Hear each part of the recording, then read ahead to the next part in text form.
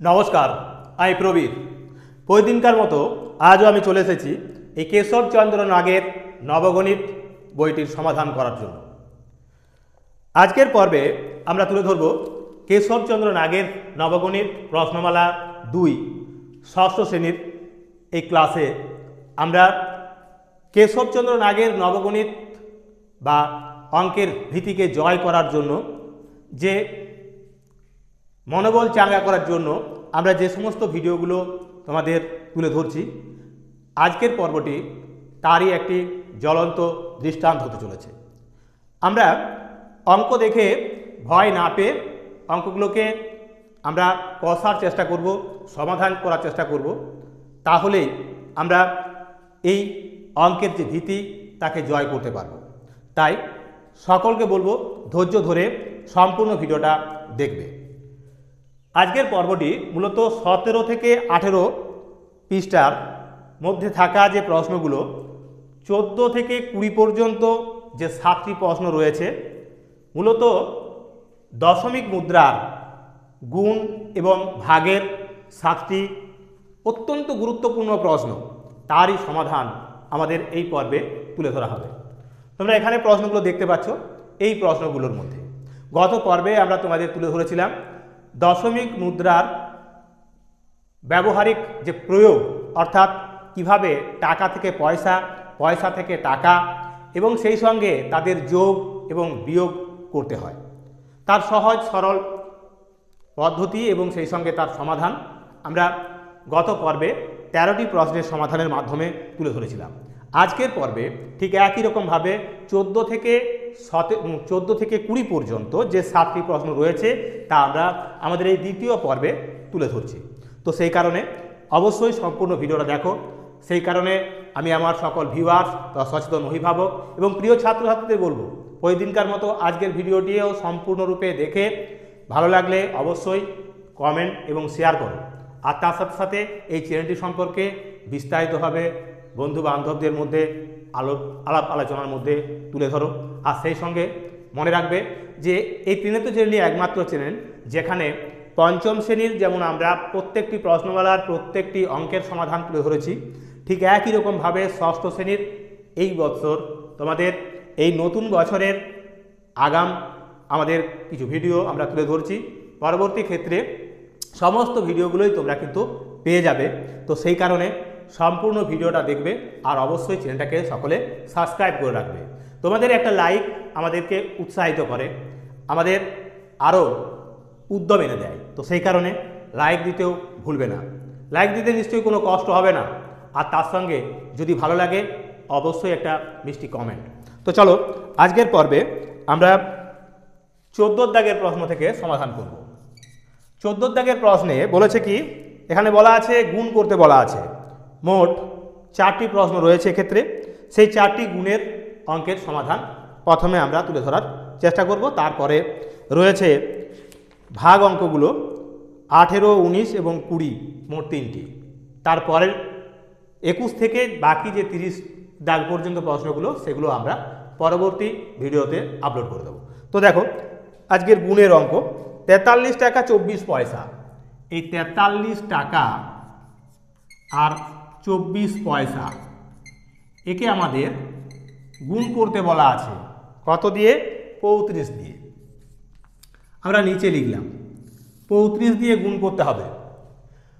তো দেখো মনে রাখবে পয়সার সঙ্গে 35-এর গুণ হবে, অর্থাৎ এই 24 পয়সার সঙ্গে 35-এর গুণ, আবার এই 35-এর সঙ্গেই 43 টাকারও গুণ। তো সেই কারণে আলাদাভাবে তোমরা গুণগুলো করে লিখে নিতে পারো, তারপর আরও একটা লাইন জুড়ে দিয়ে সমাধান করবে। তাহলে কী করে করবে? প্রথমে আমরা এক্ষেত্রে বাম দিক বা ডান দিক কোনো বাধ্যবাধকতা নেই, এক্ষেত্রে তোমরা যেমন খুশি গুণটা করে নিতে পারো। অর্থাৎ এখানে আমরা প্রথমে 43-কে 35 দিয়ে গুণ করছি। কত হবে? 5 3 15, 5 4 20 আর 1 21, 3 3 9, 3 4 12, অর্থাৎ 5 এটা 9 আর 10, 4 1 5, তাহলে 1505 টাকা। এখানে বসাবো আমরা 1505 টাকা। এটা এখানে টাকা বসবে। আর এই 24কে 35 দিয়ে গুণ করলে কত বের হচ্ছে, তখন 24কে 35 দিয়ে গুণ করব, কত হবে 5 4 20, 5 2 10 আর 2 হবে 12, গুণ কত হচ্ছে 3 4 12, 3 2 6 আর 1 7, সমান সমান 0 4 8, মানে 840 পয়সা। এখানে লিখব 840 পয়সা। তাহলে প্রথম অবস্থায় গুণ করে আমরা এভাবে লিখে নেব। এখানে তার মানে 35 দিয়ে গুণ করলাম 43 টাকাকে, পেয়েছি 1505 টাকা, গুণ করে দেখিয়ে দিয়েছি। এখানে 24 পয়সাকে 35 দিয়ে গুণ করে পেয়েছি 840 পয়সা। এবার আমরা গত পর্বে শিখেছি কি না, পয়সার ক্ষেত্রে আমরা একে টাকা করার জন্য কি করব, 100 দিয়ে ভাগ দিতে হবে।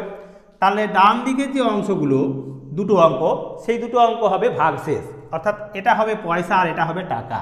তাহলে এটা এখানে যোগ করে নেব।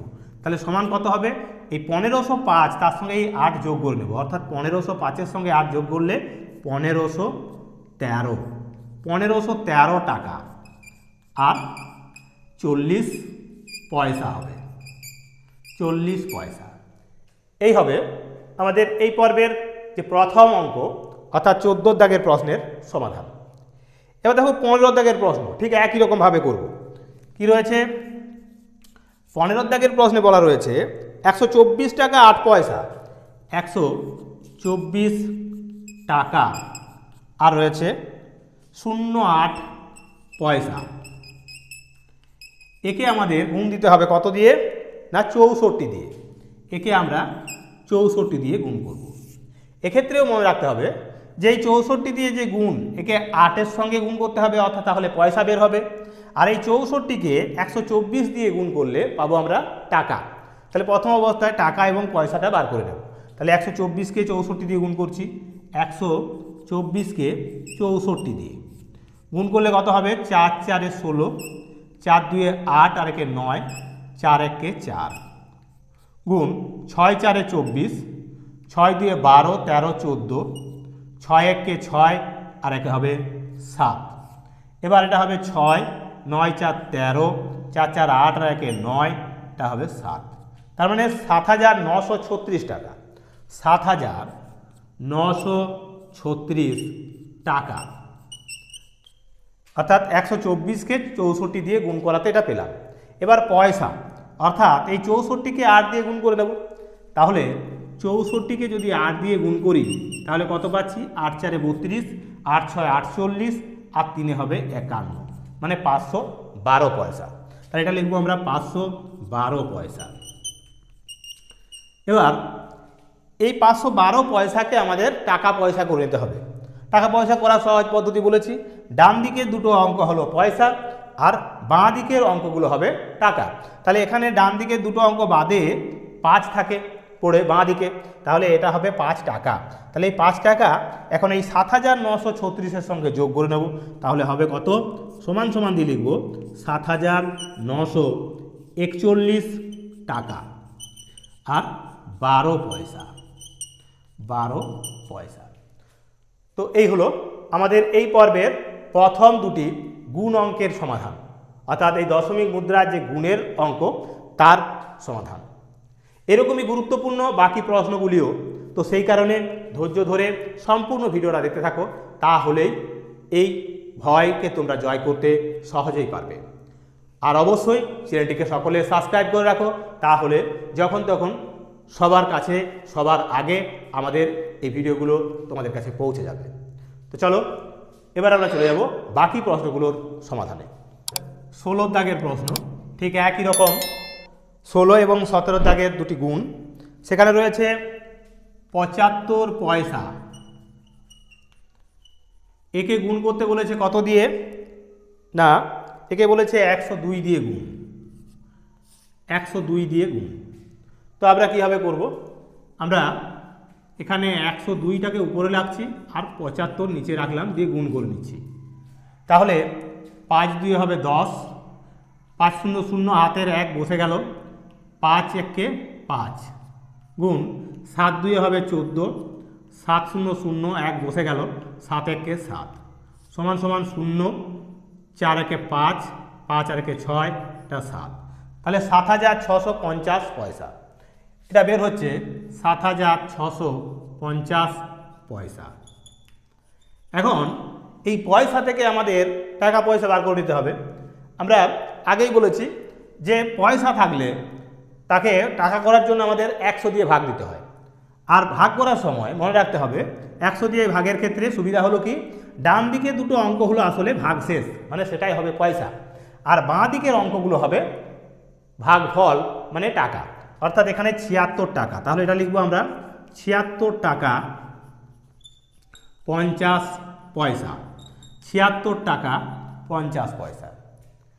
তো এটা হলো আমাদের 16 দাগের প্রশ্নের সমাধান। এবার 17 দাগের প্রশ্ন, এটি গুণ অঙ্কের শেষ প্রশ্ন। বলা আছে 203 টাকা 6 পয়সা, 203 টাকা আর 06 পয়সা। একে আমাদের গুণ করতে বলেছে 45 দিয়ে। একে গুণ করব 45 দিয়ে। তো আগের মতোই আমরা এই 45কে প্রথমে 6 দিয়ে গুণ করতে পারি, আবার 45কে 203 দিয়েও গুণ করতে পারি। এখানে টাকার গুণ হলে টাকা বের হবে, আর এখানে পয়সার সঙ্গে গুণ হলে পয়সা বের হবে। তাহলে 45কে প্রথমে 203 দিয়ে গুণ করছি, 203 আর এটা 45 গুণ করব।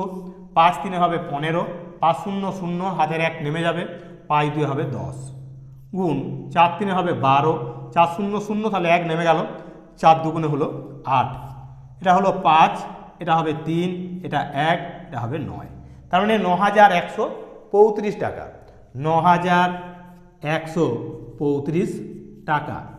এখানে 45 দিয়ে 203কে গুণ করাতে এটা পাচ্ছি আমরা। এবার 45 দিয়ে 6 পয়সাকে গুণ করব, তাহলে কত পাবো? 45 তাকে আমরা 6 দিয়ে গুণ করে দিচ্ছি, 6 5 30, 6 4 24 আর 3 হবে 27, মানে 270 পয়সা। এখানে লিখবো 270 পয়সা, 270 পয়সা। এবার এটা তো টাকা আছে, এখানে রয়েছে 270 পয়সা, তাহলে এই পয়সাটাকেও আমরা টাকা পয়সায় করে নেব। তাহলে টাকা পয়সা করতে গেলে কি হবে, ডান দিকের দুটো অঙ্ক ভাগশেষ, তার মানে পয়সা, তার মানে 70 পয়সা আর 2 টাকা, অর্থাৎ এখানে 2 টাকা যোগ হয়ে যাবে। তাহলে হবে 9,137 টাকা আর 70 পয়সা, 70 পয়সা। তো এই হলো আমাদের এই পর্বের আরও দুটি গুরুত্বপূর্ণ দশমিক মুদ্রার গুণের অঙ্কের সমাধান। অর্থাৎ আমরা যে 4টি আমাদের এই পর্বের গুণ অঙ্ক ছিল দশমিক মুদ্রার, তার সমাধান আমরা তুলে ধরলাম।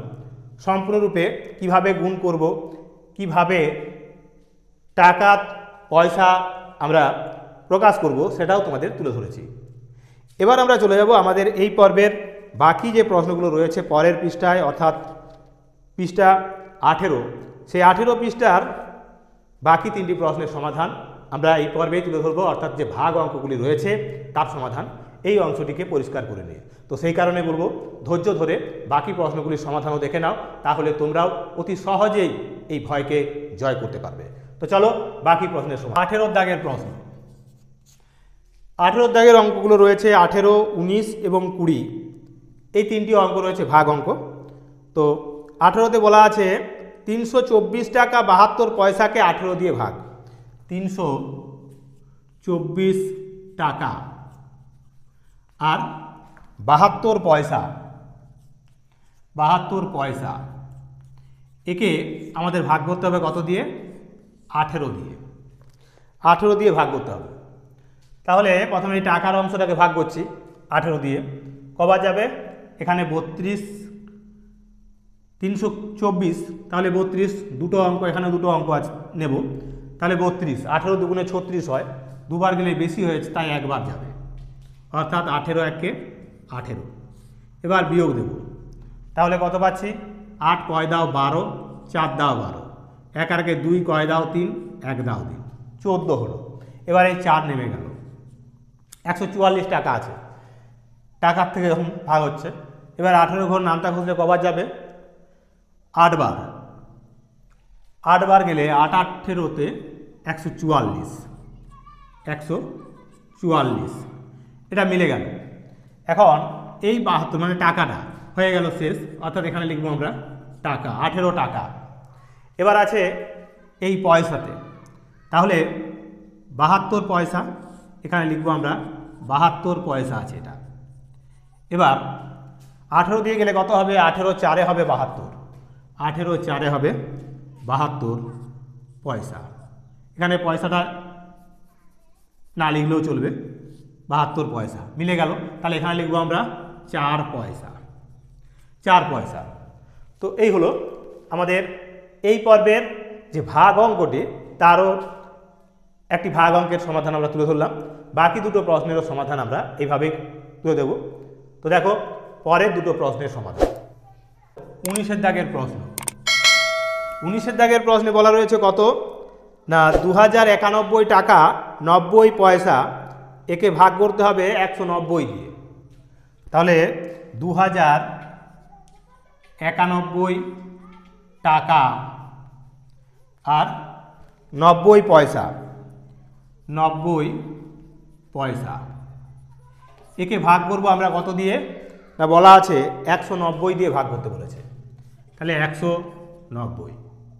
এবার ঠিক আগের মতোই এখানে রয়েছে তিনটে অঙ্ক। তাহলে প্রথমে টাকাটাকে ভাগ করছি, এখানে আছে 2091, অর্থাৎ এখানেও তিনটে অঙ্ক নিলাম, মানে 209, এখানে আছে 190, যাবে একবার গেল। এখন এখানে লিখবো আমরা 190, বিয়োগ দেব, তাহলে এখানে নামছে 9, 9 কয় দাও 10, 1 দাও 10, 19, 1 আর 2 মিলে গেল। এবার এই একটা নামলো 191 টাকা। এখন 190 দিয়ে ভাগ করতে গেলে আবার একবার যাবে, তাহলে এখানে হলো 190। এবার বিয়োগ দিলে থাকছে কত 1 টাকা, এটা থাকছে 1 টাকা।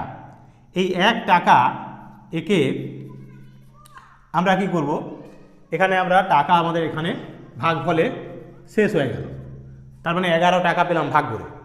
এখন এই 1 টাকাকে আমরা 100 দিয়ে গুণ করে একে কি করে নেব পয়সা, অর্থাৎ 100 যোগ আরও এই 90 যোগ করলে হবে কত না, এটা হবে 190 পয়সা, 190 পয়সা। এখানে কত আছে 190 দিয়ে ভাগ করছি, তাহলে এটা হবে একবার 190 মিলে গেল, অর্থাৎ 1 পয়সা। তাহলে কি পেলাম না 2091 টাকা 90 পয়সাকে যদি আমরা 190 দিয়ে ভাগ করি তাহলে পাবো 11 টাকা 1 পয়সা। তো এই হলো আমাদের এই পর্বের আরও একটি গুরুত্বপূর্ণ ভাগ অঙ্কের সমাধান। এবার আমরা এই পর্বের শেষ যে ভাগ অঙ্কটি রয়েছে তার সমাধানে চলে যাব। তো চলো শেষ প্রশ্ন, অর্থাৎ 20 দাগের প্রশ্ন। কি বলেছে এখানে, বলেছে 37 টাকা 44 পয়সা, একে আমাদের ভাগ করতে হবে 312 দিয়ে। 37 টাকা আর রয়েছে 44 পয়সা, 44 পয়সা, একে ভাগ করবো আমরা কত দিয়ে না 312 দিয়ে। তো এখানে ভাজ্য 37 টাকা আছে আর এখানে ভাজক হলো 312, তাই ভাগ করা এক্ষেত্রে জটিল হবে।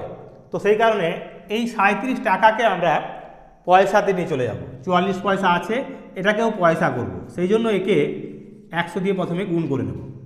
100 দিয়ে গুণ করলে হবে কত আমরা জানি, গুণ করার সহজ পদ্ধতি হলো ডান দিকে সেই দুটো শূন্য চাপিয়ে দাও, অর্থাৎ এই 37-এর পিঠে দুটো শূন্য চেপে গেল, তার মানে 3700, আর এই 44 আরও পয়সা ছিল, তাহলে কত হবে সমান সমান আমরা লিখতে পারি এখানে 3744 পয়সা, 3744 পয়সা। এখন এবার 312 দিয়ে ভাগ করছি, তাহলে কবার যাবে একবার যাবে, একবার গেলে হবে 312, বিয়োগ দিচ্ছি 2 কয় দাও 4, 2 দাও 4, 1 কয় দাও 7, 6 দাও 7, এবার এই 4 নেমে গেল, তাহলে হলো 624। এবার কবার যাবে 3 দুগুণে 6, তার মানে দুবার যাচ্ছে, দুবার, তার মানে হলো 624 মিলে গেল, অর্থাৎ এটা হবে পয়সা। এটা হলো পয়সা। তাহলে দেখো কি পেলাম না 37 টাকা 44 পয়সাকে 312 দিয়ে ভাগ করে আমরা পেলাম 12 পয়সা। তো এইভাবে ভাগ প্রক্রিয়ার সাহায্যে তোমরা টাকা পয়সা কিভাবে নির্ণয় করতে হয়, গুণ কিভাবে করতে হয়, তাও আমরা আমাদের আজকের পর্বে তুলে ধরলাম। আগামী পর্বে যে সমস্যামান প্রশ্নগুলি রয়েছে বা লিখিত যে প্রশ্নগুলি রয়েছে এই দশমিক মুদ্রা, তারও সমাধান ঠিক একই রকমভাবে বুঝিয়ে দিয়ে তোমাদের তুলে ধরা হবে। তো সেই কারণে বলবো আগামী পর্বেও এরকমভাবেই সম্পূর্ণ ভিডিওটা প্রত্যেকটি অঙ্কের সমাধান তোমরা খুঁটিয়ে দেখে নেবে। আর অবশ্যই আমাদের এই ত্রিনেত্র চ্যানেলটি সম্পর্কে অন্যান্য বন্ধুবান্ধবদের সঙ্গে আলাপ আলোচনার মাধ্যমে ভালো মন্দ সমস্ত কিছু তোমরা কমেন্ট বক্সে তুলে ধরবে, এই আশা ভরসা রেখে আগামী দিনে আবারও একটা নতুন ভিডিওর সাথে দেখা হবে এই আস্থা রেখে আজকের মতো এখানেই শেষ করছি।